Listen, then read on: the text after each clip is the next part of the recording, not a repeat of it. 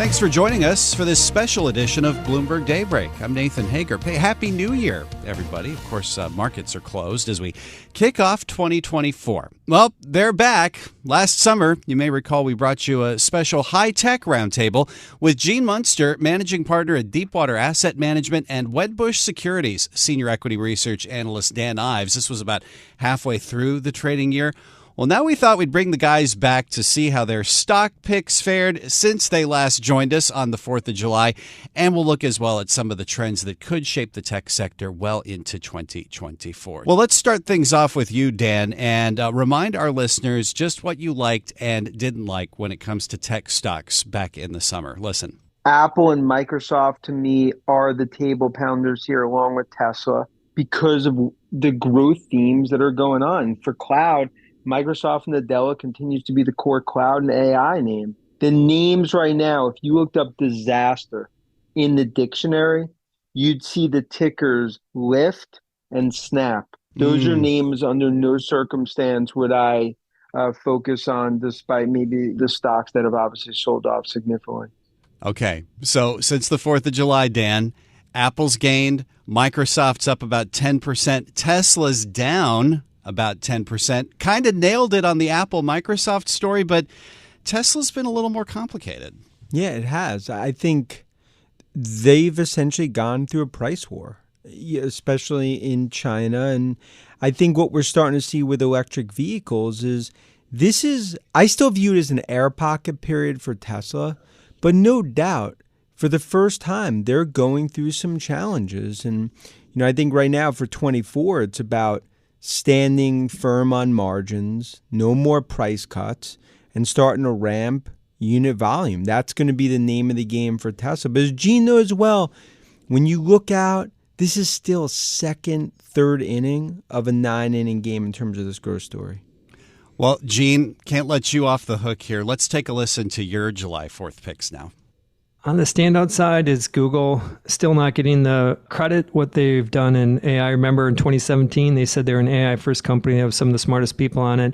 Yes, there's going to be some sort of a bump in the road related to their revenue, but I think we haven't even seen the beginning of what they're going to do in AI. And then I would put Apple in there. I think Vision Pro is one that is going to surprise investors over the next few years. And the third one, a much smaller one, is Zillow. They can use AI to finally fix the Zestimate.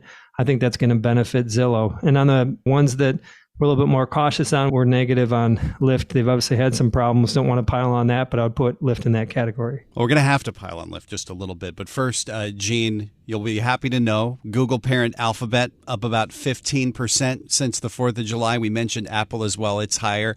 Zillow's up about 10%. That AI call does seem like it had some pretty decent read-through. We're getting some traction there. I mean, it is... this is a theme that Dan and I operate in on a daily basis, which we're seeing where the world's going the next few years. It takes time to get there, and Zillow's starting to do that. The Zestimate's been broke for a long time. It's just starting to heal. I think that that's going to add better transparency, better accuracy to what the largest part of their net worth is their home. And I think that taking some of the friction out of understanding the value of your home, I think is valuable. And on top of that, you get a natural boost, which I think is going to come to some of these real estate tech companies in the next year, just because rates, as they even stabilize, maybe they get better, maybe they go down. But that stabilization, I think, is going to be benefit just across the board. And Zillow, other companies beyond Zillow and real estate tech that have been, to say they've been obliterated over the last couple of years is an understatement, but I think they're due for a bounce back. Now, I want to talk about both the really good calls that you both had, but you both mentioned Lyft as a stock that you didn't like. You might be surprised to hear that since that 4th of July call, Lyft has gained about 50%. Dan, any regrets? I mean, look, you're going to see maybe people talking about, could this get acquired? Could it be a restructuring story? Activists? So that's definitely some of the stuff that's happened with Lyft. But the reality is they have Everest-like uphill challenges. And this is one where Uber continues to be our table pounder. You focus on your flowers, not your weeds. That's how I view Lyft. It's the little brother to Uber. How about you, Gene? You still sour on Lyft? Yeah, well, it's painful to hear that it's up 55% since I was negative on it. And I have a similar type of view, is that wish we would have been more positive on it 6 months ago. And then the way we like to think about it, Deepwater, is there's no rearview mirror. And we have to look forward. And I'm on that same page that Dan is. I think that Uber is by far and away orders of magnitude better positioned. And I think that going forward, wish I would have gotten it right going forward. Still think this company is going to be structurally challenged in the next few years. So going forward, let's talk about the names that did really well of those calls that you both had. Microsoft, Alphabet, part of those magnificent seven that have really driven the rally this year. Dan, when we see the kind of gains that we've seen from those names in particular, Microsoft, Alphabet, at what point do the mega caps start to look stretched to you? I mean, I still believe we're in just the beginning of this AI revolution. So when I look at Microsoft, we spend so much of our time traveling around the world trying to understand the monetization of AI. From Microsoft, for every $100 of cloud spend on Azure, we think there's incremental 35 to 40 of AI spend. You put that together, a year from now, we're looking at a market cap that's probably closer to $4 trillion than $3 trillion. So I think the golden story under Nadella is just starting to take place in terms of Redmond. You still piling in to Microsoft as well, Gene? We do own it. We think that they're well positioned, and I just want to put a little bit of my view on what Dan said related to where AI is and where it's potentially going. And we've been struggling over the past year to try to put context into the significance of this. There seems to be this tripping over each other in terms of what are the adjectives to describe it. So I'm going to take a shot at it here. Is that I would put electricity in a scale of 1 to 100, 100 being most transformative. Electricity is at 100. I would put AI at 90 or 95, the internet at 50, the smartphone at 30. 3D TV, if you're curious, is a negative 5. It's been a while since we thought about 3D TV. Sure. Yeah, correct. The reason why I put that into context is it I think illustrates how bullish we are, and we think we're going to see. We're in 1995. And we haven't even started to see the enthusiasm around AI. And we think we're going to get a point where the optimism around it in 3 to 5 years is going to be deafening. And it's going to be a bubble.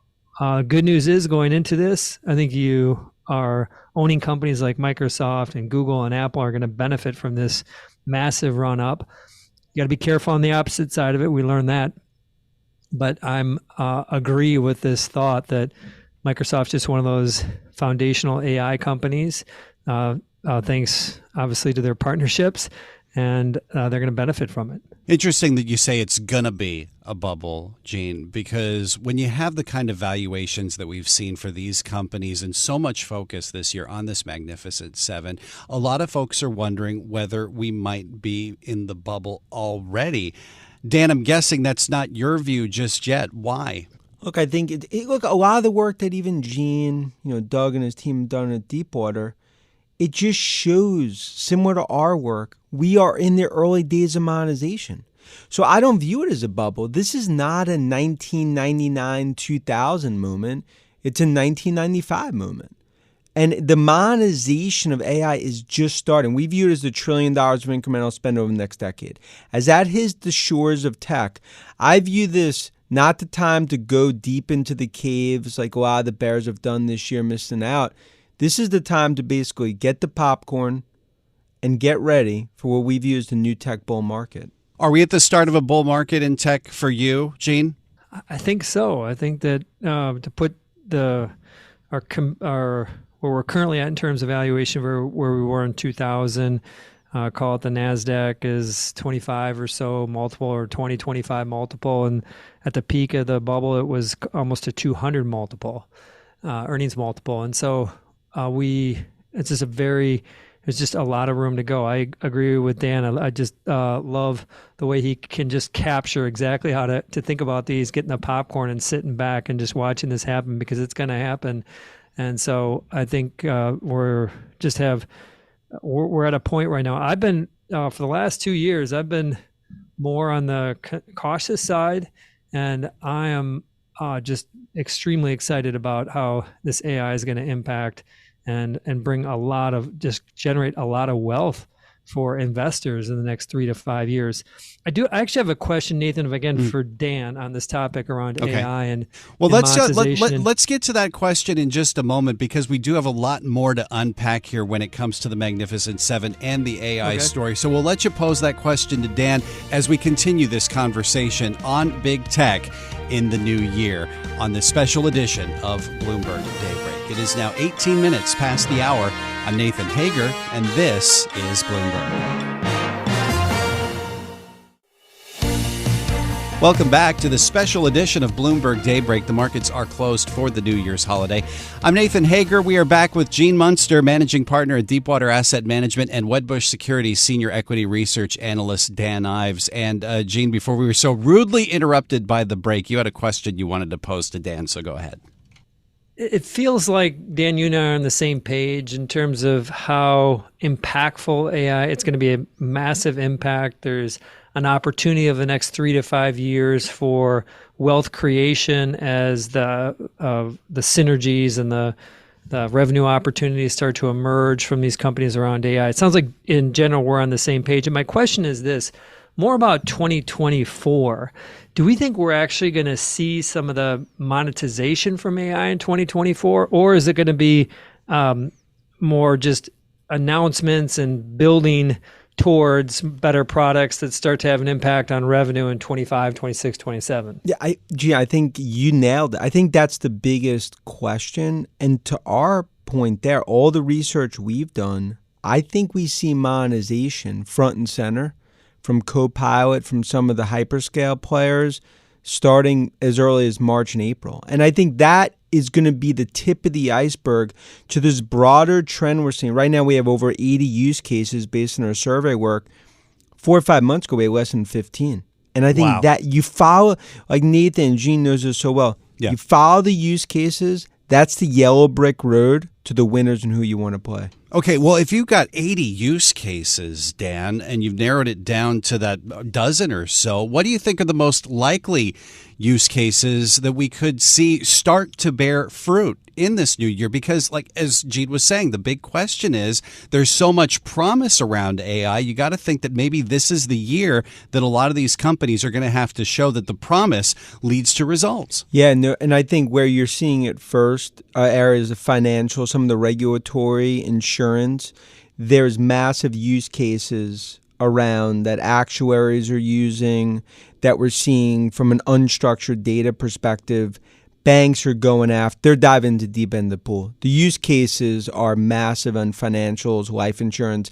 I also think we're seeing massive use cases, healthcare, hospitals, science is a very, very big focus. And then, ironically, government, which usually is so far behind, we're seeing a lot of use cases when it comes to on DOD and on defense and military and some of the agencies. And that's why we view this as probably the biggest transformation that we've ever seen, especially going back to mid-90s. That's really fascinating, because we have seen a lot of the big banks in particular, Gene, is trying to get ahead of the trend on AI and getting those use cases implemented. Where do you see the most promising use cases for AI right now? Well, I'd say in 2024, I agree with Dan on this concept of Copilot. And I think that when he talks about those 80 features, that's like real substance. There's real utility that's being delivered next year. When I saw some of these products previewed by Microsoft in 2023 around Copilot, my sense was we're going to see these in 5 years. And then they start talking about them being available in 2 months. It just hit home how fast things are moving. So I think that you will see an uptake, small uptake in Microsoft revenue next year. I think another company that's going to benefit from this is outside of the banking, don't spend as much time on the banking side specifically, but we spend a lot of time on social side, and I think companies like Meta, and even though it's not the AI quote AI product, I think AI making content easier to generate and really making the algorithms more, I would say, for lack of a better word, addictive, and to increase engagement. I think you're going to continue to see where it actually presents itself is the growth in daily active users and time spent, a metric they don't give out, but daily active users continues in this 2-3% year over year, which is a hard number to grow when it's over 2 billion. I think that is going to be how I think we're going to see AI impacting these businesses, and that's real. And we're going to start to see, of course, obviously the hardware side, NVIDIA will continue to be a big beneficiary, maybe a little bit with AMD. And then play it forward, I think 25, 26 is when things really get cooking when it comes to monetization around AI. I want to ask you, Dan, to think about AI getting more implemented in social media. There's so much question around social media, whether it's too addictive right now. And then when you think about artificial intelligence getting wrapped into it, whether that could create even more of a backlash around social media and AI more broadly. There's still a lot of concern, isn't there, that artificial intelligence has the risk of getting too enmeshed in our lives? Yeah, look, it's been a concern, and that's not going away. But I think what Gene's talking about, I think, is a very important issue, because when you look what's happened in social media, and you look at Facebook, and you look at Google, and Snap, TikTok, and everything else, I mean, AI, the monetization's real. From better word, essentially targeting, advertising, ramping. The regulators right now are in the right lane in a minivan, going 25 miles an hour. The technology is a Ferrari, left lane, going 95. Yeah. And the reality is, regulatory, despite all the noise, it's not stopping this freight train. But that's the thing, though. If the regulation stays in the slow lane, it raises the question once again about whether artificial intelligence has a risk of outrunning itself and getting too out of control. What's the concern? Do you have that concern, Gene? Well, I think that there's the companies know. I think the companies that are really defining and driving AI know of what the risks are. And I think I love that analogy. Dan, you are just wonderful at these analogies. The Ferrari, they're in the Ferrari and ripping along. And they know that I'm going to try my best to stick with this Ferrari example. But they know that if you go take it to 180 miles an hour, you could crash. Yeah. And then you're done. And I believe that these companies know about the existential risk from AI, and they know that the risk it could be a significant negative to humanity. I'm not an alarmist, but I think that people, when we talk to, Doug from our team, Dan mentioned him, he is the smartest guy on AI, and he does a ton of interviews with founders in AI, and that's something that's on their mind. And so, Nathan, I think that there's going to be this actually self-regulation piece. Sounds bizarre when it comes to tech, and not in regulating to be nice and not, for the greater good of all humanity, regulating AI to make sure that humanity stays around. I think that is, as bizarre as it is, it's a real topic. And I feel that the knowledge of the existential risk will prevent very bad things. As Dan said, the regulators are going to try to keep up with AI, and they're not going to have a chance to keep up with it. And Nathan, I would just say one thing that Gene said is very important. When you talk about what's happened in self-regulation, the other overarching theme is U.S. versus China. For the first time in years, U.S. is ahead of China. So the issue from a Beltway 202 perspective, where you are, do you shoot yourself in the foot at a time that you're in an arms race with China, where right now we have the golden childs, NVIDIA, Microsoft, OpenAI in the U.S., and that's the balance.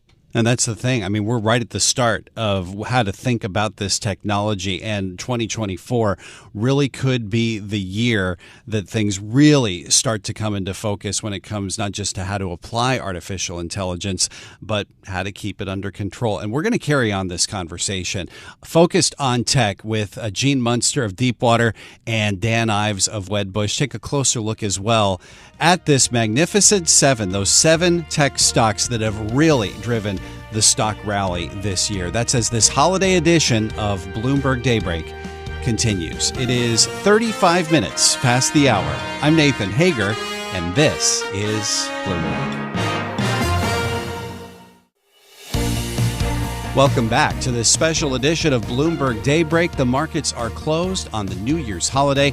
I'm Nathan Hager, and we are back now with Dan Ives, Senior Equity Research Analyst at Wedbush Securities, and Gene Munster, Managing Partner over at Deepwater Asset Management. It's been such a fascinating discussion so far, guys, about artificial intelligence, and so much of what's driven this excitement around AI is these 7 stocks, the so-called Magnificent Seven. NVIDIA's one of them, along with Alphabet, Amazon, Apple, Meta, Microsoft, Tesla. I think I got them all. Those 7 stocks altogether doubled in value in 2023 on the Bloomberg Magnificent Seven Total Return Index. So I want to ask you first off, Gene, was AI alone the biggest driver of these gains, and do you see it continuing into this year? I think AI was a quarter of the gains, and with some companies more, like NVIDIA, it was 150% of it. In Google's case, there's a lot of debate about where investors stand on Google relative to AI, but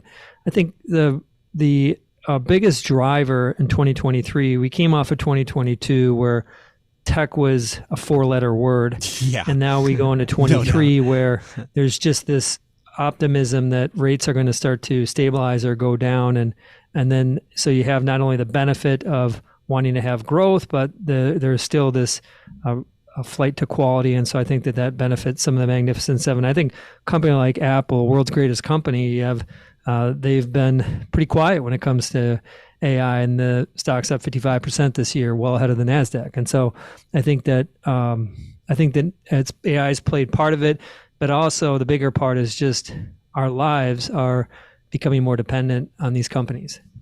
How do you see it, Dan? What drove the Magnificent Seven rally, and does it continue? I think a big part was these tech companies, after spending money like 1980s rock stars, for many years, they started to cut costs. I mean, that was the Zuckerberg, turnaround. I think you saw the same thing at Google and others. So they prepared for a hard landing. But instead, we got a Pillsbury Doughboy soft landing. Numbers were ahead of expectations. I think that was a big piece.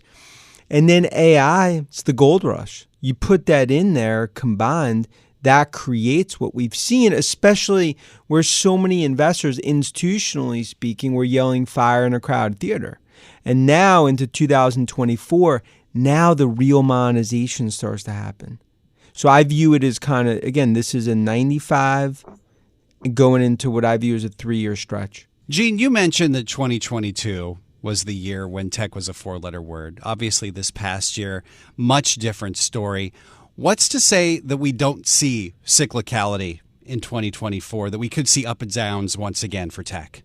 People like Dan and I, we obsess about where the world's going, what the next 3 to 5, 10 years look like, how it's going to change our lives. And when it comes to markets, there's this other piece to it, which is around interest rates and money flows. And it's something that we're not experts on, and we're not economists, but unfortunately it does have an impact. And so when we think about 2024 and think about, the impact of money flow and rates, and, the market's saying there's going to be rate cuts next year. If that happens, it's going to be really positive even though they're anticipated it will be positive for these tech stocks. I believe even a stable rate environment, this is contrarian, but I believe even a stable rate environment, so the Fed doesn't really move rates in 2024, I actually think it's going to be okay and positive for tech stocks. And because we've been through such a crisis over the past 24 months related to uncertainty around rates, even though they're higher, even though they're not necessarily going down, the fact if they stay stable, I think that's going to allow more inflows into tech just because the discounting mechanism that interest rates have on it. And so I'm really optimistic about tech in 24. Even though it's had a great run in 23, I think it's going to be the first year of that 3 to 5 year ramp going into what's going to be, again, I believe it will be a bubble, but we got a long way to go from where we're at to the top of that bubble. And clearly, Dan, you're bullish, mega bullish on tech. I mean, the stocks that we've been talking about have managed to power through despite massive rate hikes from the Federal Reserve. How does it keep going? How does that monetization continue into 2024? Well, first, I think street numbers are underestimated by 5-10% for 24. So as numbers are going to move higher into 24 and 25, Fed, despite all the jawboning, boy that cried wolf, they're cutting, whether it's 2 or 3 times, probably starting in the spring. And then you start to see more and more of this monetization that happens not just with Mag 7, but across broader tech. And what that's also going to do, it's going to stimulate M&A. I think there's going to be just a tidal wave of M&A. The FTC con, that's kind of viewed as a mosquito now. I mean, it's black eye after black eye, especially Microsoft, Activision, many others. Big tech's not afraid anymore. So you're going to see a lot of big deals. You probably have, the markets is really going to, I think, go into this next phase of this monetization. And what that does, it creates this bull market that I believe has already begun in tech. It's an interesting idea to think about these big tech companies getting even bigger through M&A. Is that something that's on your radar as well, Gene? I think we're going to see more M&A. I think I love to have the conversation with Dan around Apple and AI and how they're thinking about leveraging other models or building their own foundation model. To me, that's kind of the topic of the breakouts. We usually wait till I would recommend checking out Dan's predictions for 2024. He always does such a good job on it. From our perspective, I think that a huge topic is going to be, what is Apple going to do relative to AI? And I think that there could be some M&A related to that, whether it's next year or the year after.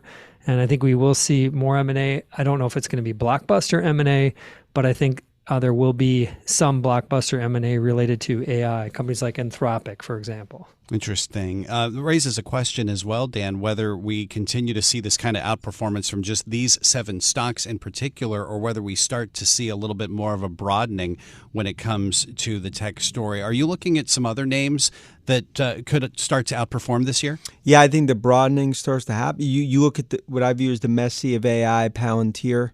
I think from a use case, pure play, it's one of the best out there. Names like MongoDB, Snowflake are just some examples. And then I think the install base plays. It's not just what's happened in Redmond in the trophy case, what Adobe's doing, what Salesforce.com's doing. Now you're taking AI into these massive install base. And I think that's why it's really giving a renaissance of growth. And I think that's something that, when you look at what G and I do, just like he said, and he does a great job on his podcast with Doug, we're looking at, let's just don't focus on valuation. Let's focus the next 2, 3, 5 years.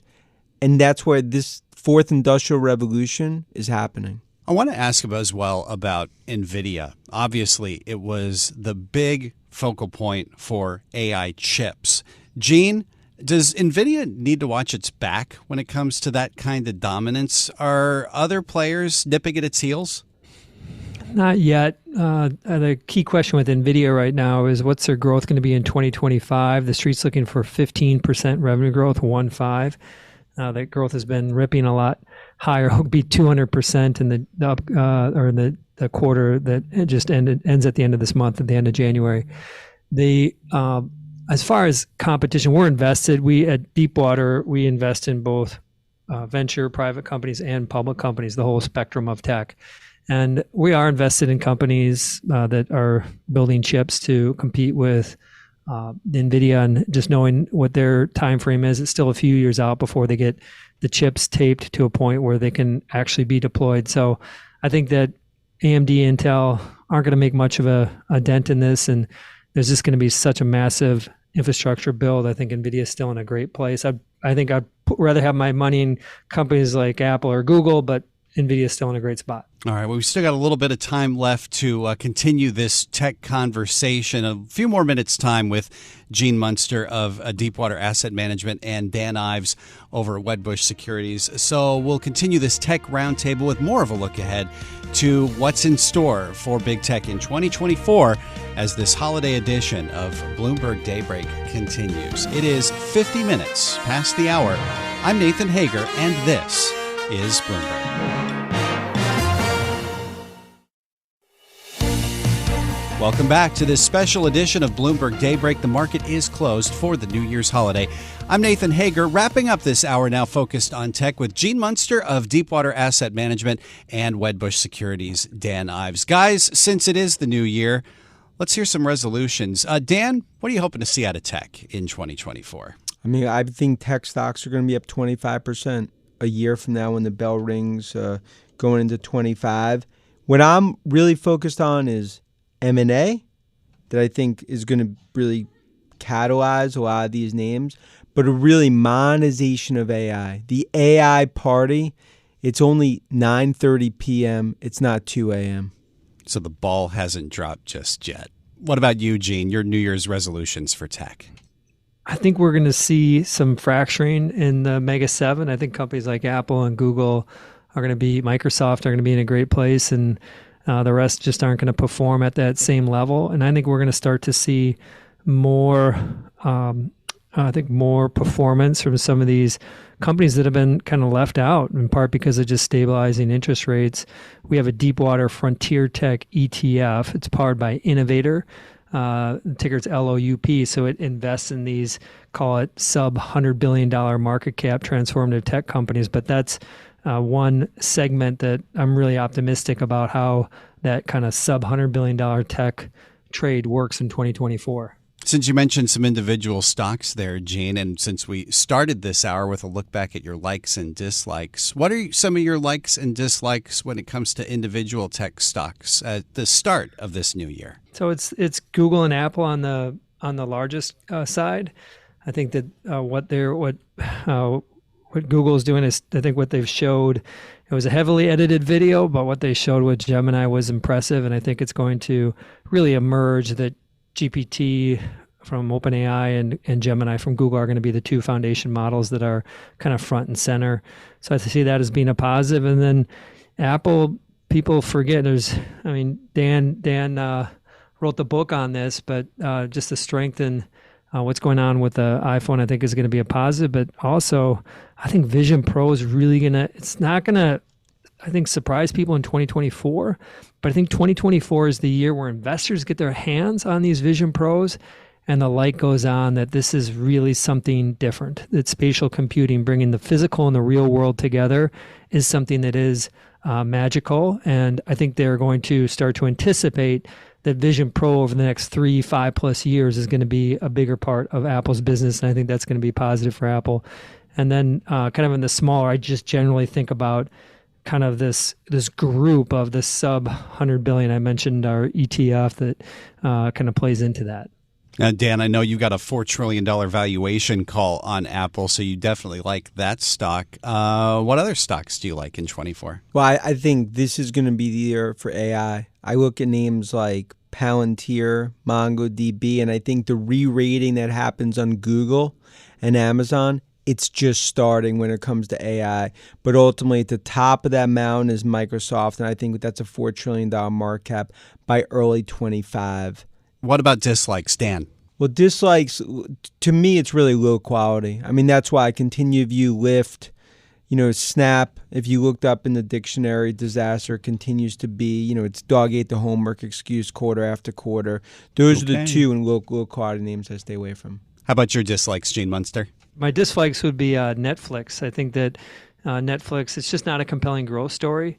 And I think that in the midst of, and they just don't really have a good AI play. And so still a large company that's still a $215 billion market cap that is in a hyper competitive market with not much innovation going on. Okay.